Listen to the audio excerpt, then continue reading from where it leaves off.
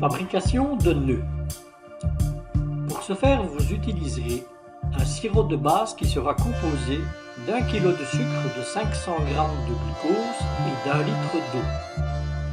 Portez le tout à ébullition et laissez refroidir.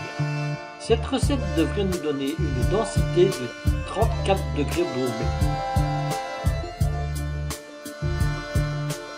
Pour la préparation de la pâte, vous utiliserez 800 g de farine, 200 g de fécule de pommes de terre, 600 g de sirop de base. Mélangez les ingrédients afin d'obtenir une pâte lisse et laissez reposer au frais pendant plusieurs heures. Cette pâte peut être colorée avec des colorants alimentaires. Faites attention quant à l'utilisation de ceux-ci. Si vous utilisez des colorants liquides, veuillez à faire attention à la quantité d'eau utilisée et au besoin modifier celle-ci. Si vous utilisez des colorants en poudre, veuillez adapter la quantité de matière sèche utilisée. Abaissez les différentes couches de pâte et coupez ces couches en un rectangle parfait.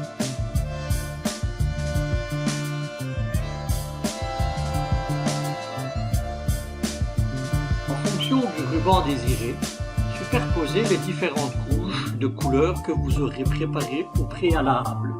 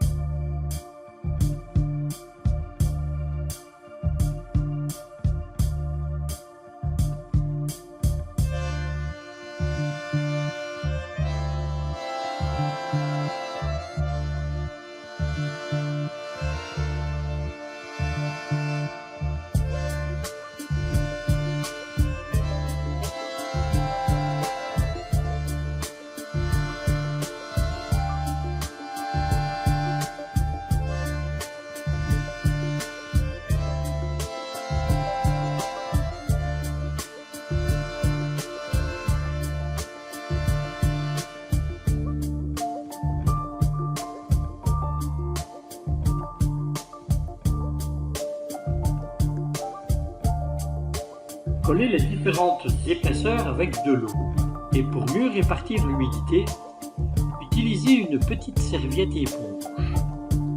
Emballez la composition dans un film alimentaire, laissez reposer une nuit au frigo afin de pouvoir avoir plus facile découper de fines tranches.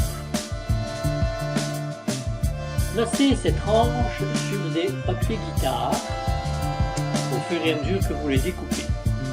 Ces tranches peuvent être abaissées au rouleau et ensuite être affinées dans une lamineuse à pâte italienne.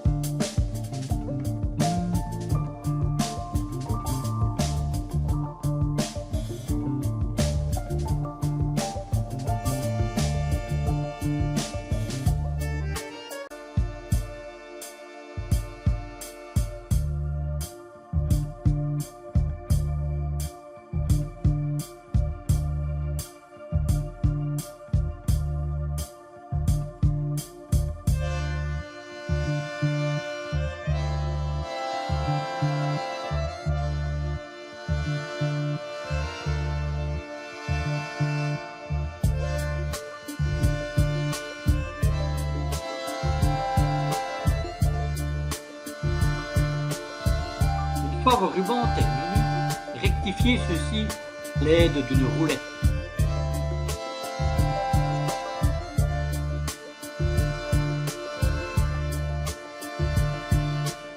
Pour certains modèles, vous pouvez utiliser un moule à cornet sur lequel vous allez mouler la pointe et couper à la longueur désirée.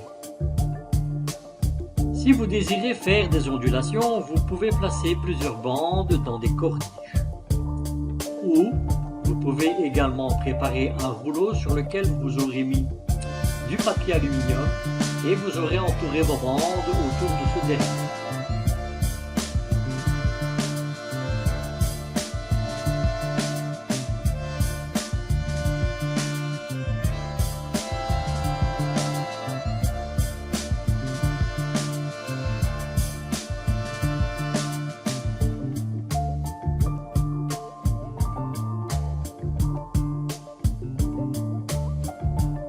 Vous pouvez également pincer le ruban que vous aurez mis autour de votre rouleau et papier d'alu.